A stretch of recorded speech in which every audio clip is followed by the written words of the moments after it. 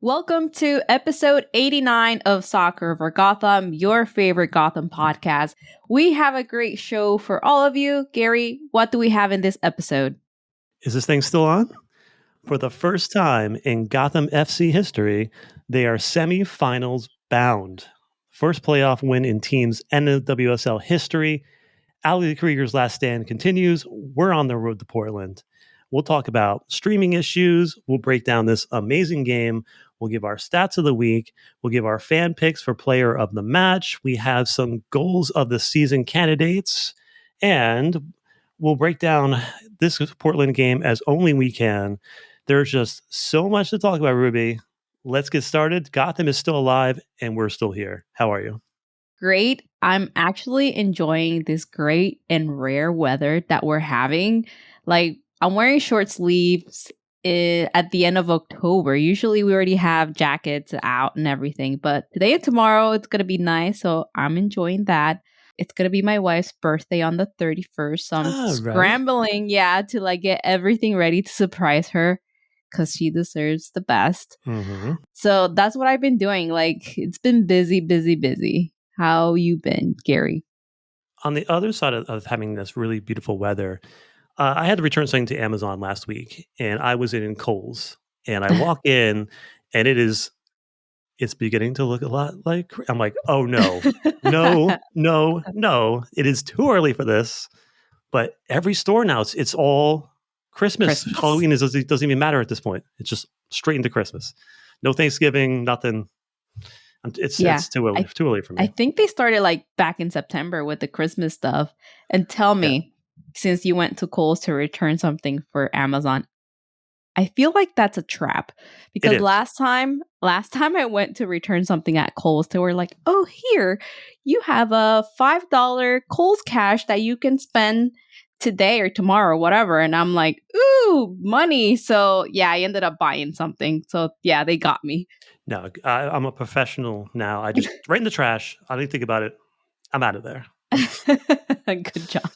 Yes. All right, let's get on to the show.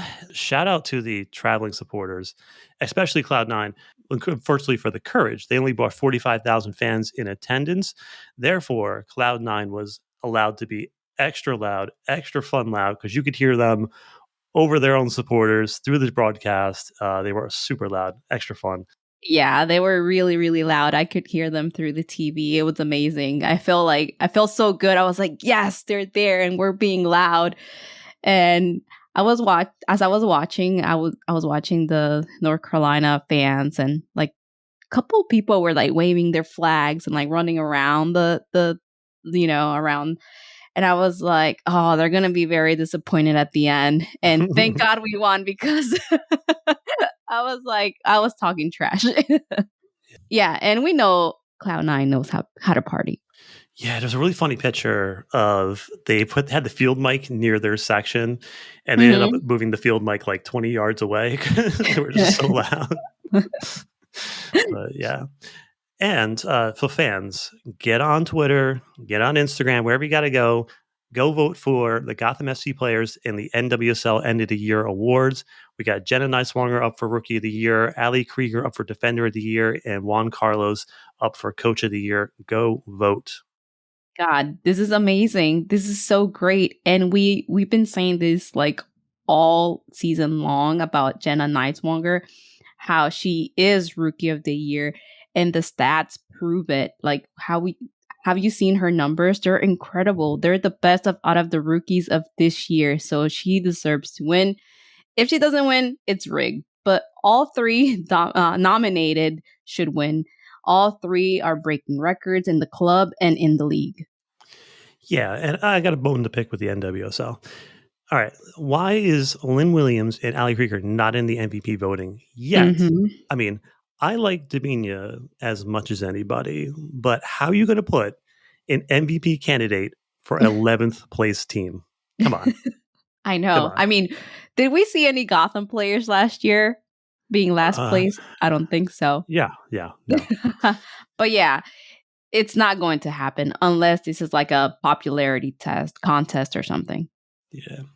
All right. Speaking of voting, next week during the break, because we're going to be bored, and we're going to do our Gotham FC fan vote goals of the year. Now, there was a lot of candidates, and I had to get it down to 8.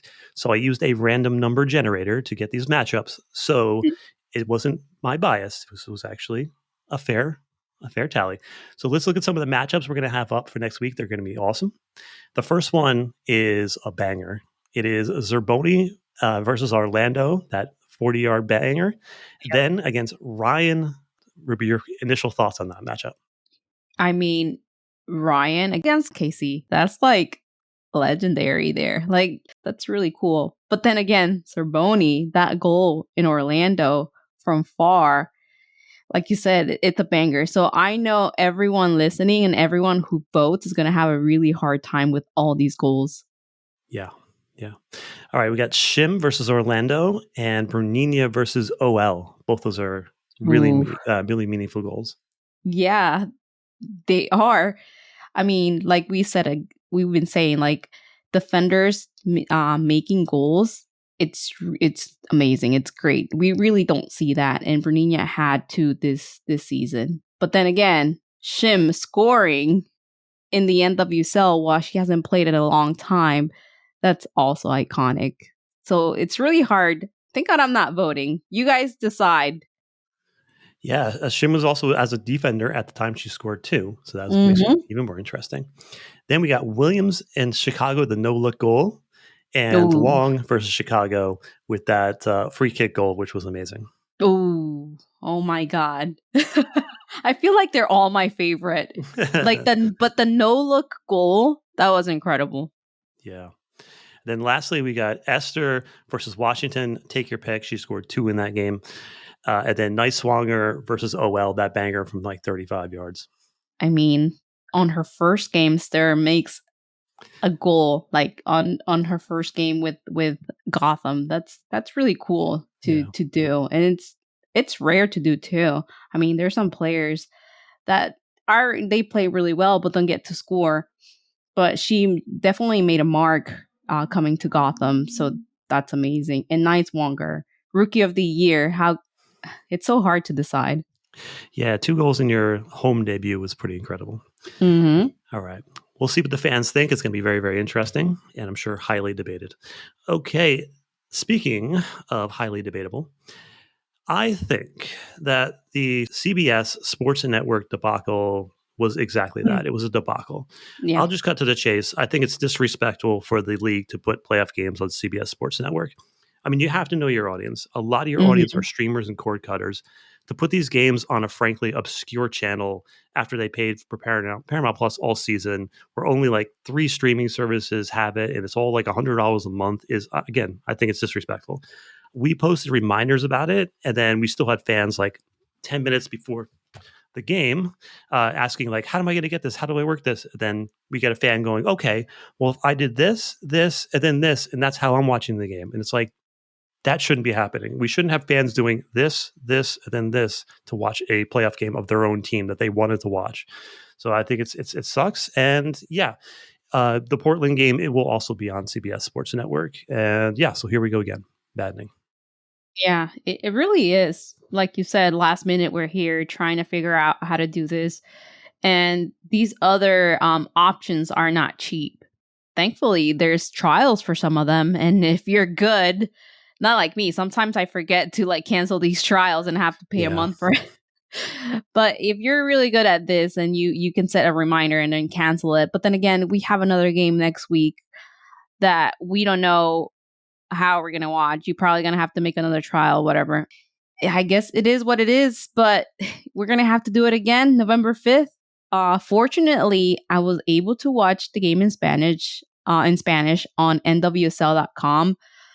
But like you said, we shouldn't have to scramble last minute to see where we're going to watch these games. And I really hope that next season, this is something that we will not have to speak about unless it is. Remember when we used to have to like scramble to watch the playoff games? Hopefully they find a solution to this because like you said, we're used to going to Paramount Plus and finding the games there every week. And now you're like pulling this off. Like we're coming and not finding the games on Paramount Plus. So kind of disappointing, but hopefully they can fix it for next season. Yeah, I guess it is what it is. I guess I'll watch it on my computer on NWSL.com, the Spanish version. I watched the entire World Cup in Spanish, so let's just keep it going, I guess. Mm-hmm. Yeah, and their announcers are better anyway. If I don't understand them a little better. But yeah, so let's get to this game. This game was ridiculous. So for the second time in 3 seasons, Gotham embarks towards the Cup. In 2021, Gotham entered the playoffs as the 5th seed. This season, they're entering as the 6th seed. The slate is clean. Gotham needs to just win 3 one-off games in a row to win bring the championship home. And all these games will be on the road, which is fine for the second best road team in the league. Now, the Courage, despite winning the Challenge Cup and being a top team this year, they have not beaten Gotham. They are suffocating in the amount they possess, but they can be a team that possesses for the sake of possession and don't always do a lot with it. They are unbeaten in their previous 13 home games. However, Gotham has scored on them 7 times in the past 4 games and 3 times the last time out. Now, onto the injury report. Again, it's getting shorter and shorter. There was one notable addition to the injury report, which got me a little bit nervous. It was Jenna Nice-Warner as questionable. I'm glad that she played, but that gave me a little bit of anxiety. Taryn Torres McCall on season ending, and Kelly O'Hara, Christy Mewis on as questionable. Now, I think the biggest injury news of the match is the devastating news that the Courage placed Caroline on season-ending injury for tearing her right ACL. It's just a bummer. One of the top young attackers in the world. I mean, she was recently in talks to move to Europe, probably for a huge paycheck. I'm just hoping for a speedy recovery for her.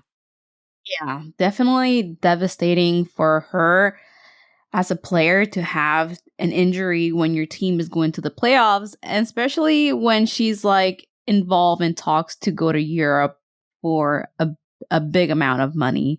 Definitely devastating. But this is something that Gotham has to take advantage of. Since she's a big threat, this is something that Gotham needs to take advantage of in her absence in this game. Yeah, which brings us over to the lineup. This is Gotham's best 11, and I know we talked about this during the season where I was hoping this team finally settled down on a best 11, and I think this is it. We got that front line of Purse, Gonzalez, and Williams, relentless. And then we got that young gun midfield of Sheehan, Ryan, and Martin. And the only change from last week is Bernina back at right back over Edmonds, and we got Lopez, Krieger, and Nicewarner across the back, and Mandy Haught in goal. Now, Ruby, any thoughts on this lineup? I like this lineup. We don't have Kristen Edmonds this time in this game. Instead, we have Bruninha, like you mentioned. I guess that is what works best. We have not seen much rotation in the starting 11, so I think the coach has found the core group of players to start. In my opinion, this is a great starting lineup to go against North Carolina. Yeah, I think the big one is Bernina back at right back, and I wonder how much of that was that Caroline is not in this match. Last week they put Edmonds in against a more experienced attacker, and so yes, I think that probably played a little bit into it. And this lineup. We're talking about some of the best wide play in the league, and we got two-way players across both sides. So we have Bruninha and Jenna Nicewarner, who are defenders, but definitely like to get forward. And then we have forwards like Midge Purse and Lynn Williams, who definitely like to get back. Well, they don't like to get back on defense, but they do get back on defense. Yeah. And Midge made that clear, I think, during the post game. but yeah. So the first half. Now, I talk about Gotham's ability to turn opposing teams' strengths into weaknesses. This Force 45 is exactly what I'm talking about. I mean, the Courage wants the ball. Let them have it, but you can only move again side to side or backwards as Gotham keeps slowly and methodically pushing the Courage back towards their corner flags. And Gotham just needs the Courage to make one small mistake, one bad pass, and then they're turned over near goal, like we did last week with Sheehan going to Purse. This is a very comfortable first half. Getting close to the halftime, I'm looking forward to going in 0-0. I'm like, okay, we did good.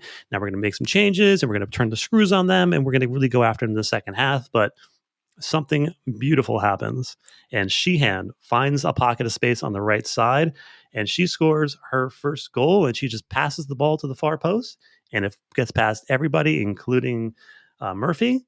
And yeah, again, fantastic. What a way to get your first goal. Ruby, your thoughts going in 1-0 into the half. My thoughts. I think it was a fantastic end to the first half. I mean, Sheehan's first professional goal couldn't come at a better time, giving Gotham the lead they needed and setting the stage for just an exciting second half. But even if they would have gone 0-0 to the into the halftime, I was still feeling pretty confident of how Gotham was playing. I think they were playing really well. I saw a different Gotham. They were more confident on the ball and they were able to keep North Carolina under control. Yeah, she hadn't heard you say last week that she's not a goal scorer. She said, watch I this. know. I'm going to toe poke a ball all the way to the far post. Yeah. So Woo! I know that you call like a shot cross a scross. So I'm like, what do you call a pass shot? I guess we'll just call it the Sheehan. Yeah, I guess so. Yeah, I last week I did say she's not a goal scorer, but I guess she is now. And I know she intended to cross that ball, but at the end of the day, the goal is to get that ball in the back of the net, and she did. That's all that matters. Yeah, absolutely. Now, on Delaney Sheehan's goal, Yasmin Ryan says it's been a long time coming for Sheehan, who has helped the team so much. She deserves it more than anybody, and nobody can stop talking about it. Yeah, I mean, all season long, she's been so close, but she finally got her goal, and I'm so happy for her. Like we've been saying, we can't sleep on Delaney. Yeah, yeah. And sometimes it's like once you get your first, it's like okay, now now you have that confidence that you can do that, and Yep. yeah, hopefully more are coming. Now, on to the second half here. Shout out to Taylor Vincent on Twitter, who said that the Courage have failed to win in their last 22 matches when conceding the opening goal in the NWSL dating back to July 28th, 2019, against the Utah Royals. So that is good news for Gotham. And the Courage are forced out of their shell and they have to come forward. And Gotham just keeps turning them over and turning them over. Gotham is in complete control for 95% of the second half. And let's just talk about that goal, the nail in the coffin, and the ticket to the semifinals. What more can be said about Lynn Williams? She is just relentless. She was hustling all game. She had 11 recoveries just by herself. You could see that she was tired, but she kept tracking back. She kept getting forward. And I said last week on the award show how she's one of the greatest goal scorers in league history, but I don't think it matters to her. She just wants to win. And Neiswanger sees that 1v1 opportunity, plays the ball over the top. Lynn tracks it down, wins her duel. She could go to goal, but she plays the right ball to Ryan. And what a calm finish. And Yasmin, chessmaster Ryan, cool as you like, second in 2 games. It is over. We are in the semifinals, Ruby. We're in it. We're in it. Oh my God. It feels amazing to say that. But another deserving player of this goal is Ryan, definitely. And I have to give kudos to Lynn Williams for doing that. I mean, she is a cheetah out there in the field. She's fierce, she's fast. But the fact that she was selfless and passed the ball to Ryan says a lot about her. I also like that Ryan was there and being part of the play because sometimes Lynn is so fast and sometimes Lynn finds herself alone on top. And by the time like she waits for support, the opponent's defense gets organized and they don't get to score. It's just surreal to think that we're going to the semifinals and Ali Krieger is going to the semifinals with Gotham from the bottom of the table last year to this. Incredible. Yeah, there was a moment, I think it's the 85th minute, where Murphy gets the ball and Lynn is 2 feet from Murphy and she throws the ball out. And Lynn looks up and she notices this player's got 10 yards on her. But she puts her head down and she just runs her down and gets a block near the midfield and it goes out of bounds. And I'm just like, wow, her drive and to win is just absolutely incredible. And speaking of the drive to win, after the game, it's not Ali Krieger's last game, yells Coach Amoros in the post-game huddles. It's just an incredible feeling. Another tremendous game from the captain. She's playing some of her best soccer at 39. And yeah, it's amazing. Let's get her a trophy. Let's do it. Let's get some player notes. I think we do. I think we do have to talk about Mandy Hott and her Yes. night. First, the good. She made 2 fantastic reaction saves. The first one on Lucy, and then the late one on your cousin, Brianna.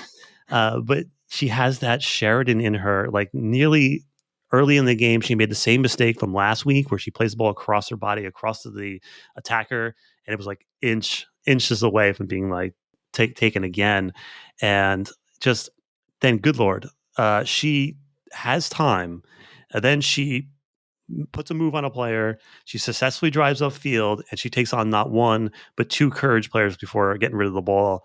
And that first player, I remember just yelling at my TV like, Mandy. And then the second time I was like, Mandy, can you just be a normal blast the ball out of bounds keeper for just 1 second, please?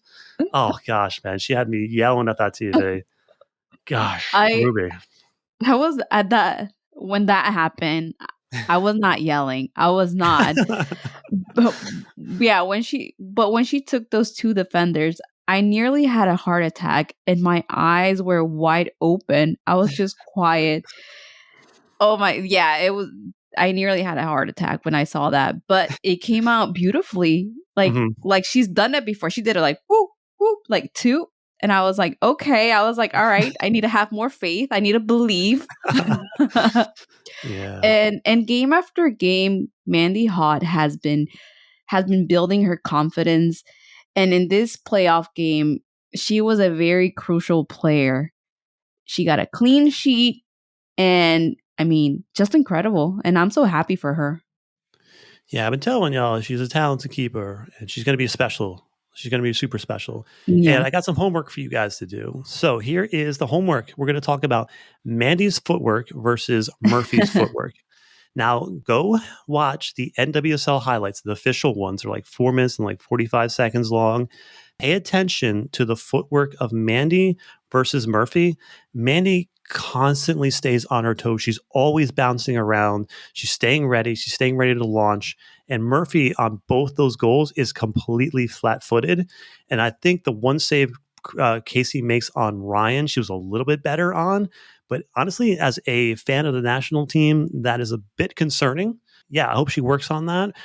But there is a moment in that highlights where they zoom in on Lucy taking a shot, and you can actually see Mandy, her legs are bouncing before she makes that save.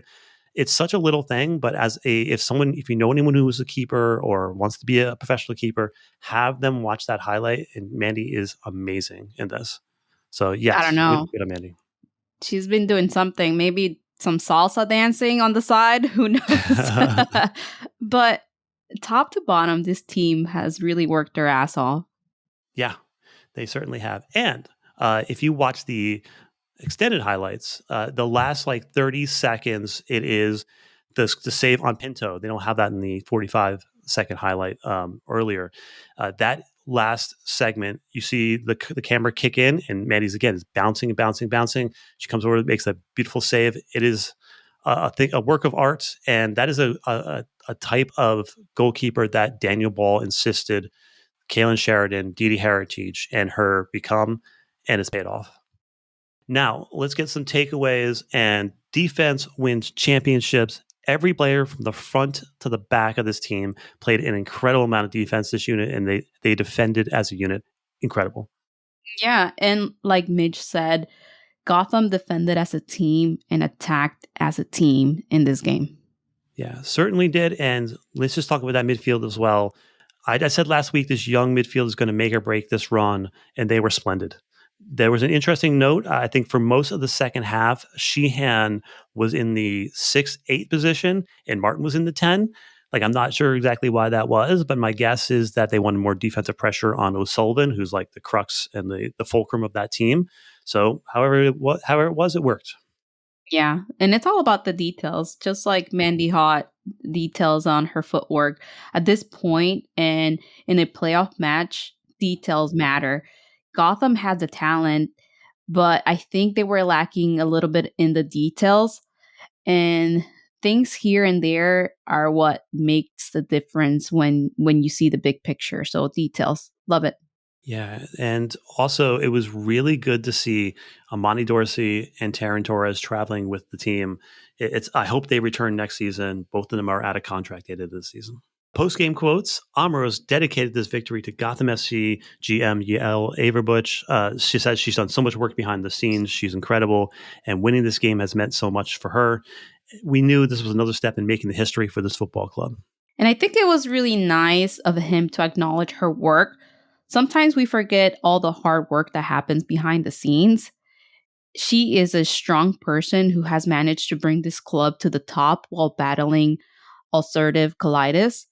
We know she will have a procedure done after the season is over, so we wish her nothing but the best and a speedy recovery for Yale. Yeah, you never know what anybody's going through, and so you Mm-hmm. always got to be kind to everybody out there. You never know what people's struggles are, and for her to come out and say that was very brave of her. And we wish her nothing but the best, speedy recovery. And yeah, yeah, she's done an amazing job. She was put in a really we'll get to this probably at the end of the season show, but she's just put in a really tough position entering this team outside of Lisa LaHue, and she's done an incredible job, especially this season. She learned the ropes last season, and she's really putting in the work this season. Now, Lopez says playing with Ali Krieger is a dream for her. It's amazing to be on the pitch next to her. She always helps me, and she's the mom of the team, helping us and pushing us to get better. She deserves more than anyone to advance to the next round and hopefully the trophy. Yeah, hopefully. I really hope Ali Krieger gets to lift that trophy. And I know all the players are giving their all for this to happen. On the Snacks podcast, Lynn Williams mentions how now that the season is ending, all players feel mentally and physically exhausted, but they all want to give Ali a championship, and that motivates them to keep going. Yeah, and they've been fantastic as a pair, Lopez and Krieger. And this game was no exception. They had 32 recoveries combined, 16 each. There was nothing getting past them. A tremendous pair. Any stats of the game, Ruby? Yes, talking about Lopez, incredible game for her. 76 touches, 16 defensive recoveries, 3 tackles, 2 clearances, 1 interception, and 7 out of 9 duels won. Crazy. Yeah, fantastic. And my stat of the week, our game is passing. As I said earlier, the Courage outpossess everybody, but they don't do a lot with it. I also said Gotham takes the team's strengths and turns them into weaknesses. This is interesting. Gotham ended the game 50-50 with the Courage in passing. There was only 3 teams this year that have done that. Not a single team has gotten more than 50% passing against the Courage. So good on Gotham for being able to control the Courage. And Yeah. the Courage only had 7 more passes than Gotham in this game. And again, they were allowed to have the ball, but only side to side and backwards. They had 248 passes in their own half and only 85 in Gotham's half. So well done, Gotham. Let's get to our player of the week on Twitter at OverGothamPod. Fans chose Williams. Thanks to the fans who voted. Do you agree, Ruby? If I could, I would give them to all because there's a lot of players that stood out for this game. Mandy, Ali, Lopez, Williams, Ryan, Sheehan. Oh my God, everyone did the work. They put in the work. But I'm going to have to give it to Maitane Lopez just based on her stats that I gave. Yeah, these are the games where I'm like texting you and I'm texting Jenna, texting my friends. I'm like, how do I get this down to 4? How do I possibly make a poll with 4 players when so many players played exceptionally well? For me, like honestly, it's Lynn Williams. I've said this all episode, but I'm in all of her work rate on both sides of the ball. 83 minutes, she's sprinting, and she's sprinting to the 6 to block a pass in midfield. Then the hustle, the fight to create that goal in stoppage time. I mean, even track down a bad pass after that in like the 95th minute and almost got a goal. She's just not. She's unstoppable, relentless. Say what you want about her. She's just amazing. Again, 11 recoveries just as a forward is impressive. Well done, Lynn. Let's get over to the standings. We advance to the semifinals on November 5th, and we end up playing against Portland, the number 2 seed. On the other side, they have the OL Reign and Megan Rapinoe in a similar situation to Ali Krieger. and against this number one San Diego Wave. Ruby, we get a break, which is nice. We get a chance to get more players back from injury. I said on the last podcast that the hardest part is over. I think making it into the playoffs is the hardest part. Now you're part of an 8-team tournament. Again, anything could happen. Gotham just has to win 3 games, and it's not that when you ask like, can Gotham win the championship? It's not quite that. When you're in a tournament like this, it's can they win the next game? Can they beat North Carolina? Yeah, they can beat North Carolina on a one-off, and now we're going to Portland. Can they beat Portland in a one-off? I think they can. I think especially with this team and the staff, Gotham just has to win 2 more games, one-offs. I think they can do it. What do you think, Ruby? Anything is possible. We're so close and we cannot deny that. And I think Gotham is going to be a different Gotham playing against Portland. I know Portland usually wins, or they win most of the time against Gotham, but I think this time around is going to be different. Again, we're in the playoffs, we're in the semifinals. They have to bring that different energy to this game. So I do see them giving them a hard time. Yeah, I agree. And we have to win this game for Mana and Sinead. They need closure. Let's get that win for them. And you know what? Every team in the playoffs deserves to be there. So why not us? Especially, given we have proven winners on this team. Lynn hasn't won championships and the Shield by chance. Krieger isn't a World Cup winner by accident. And Ryan didn't win a championship with Portland by accident. This team has as good a shot as anybody. I think we should all stay ultra positive going into this one. Gotham belongs here. They are close. Let's go get it. What are we manifesting this week, Ruby?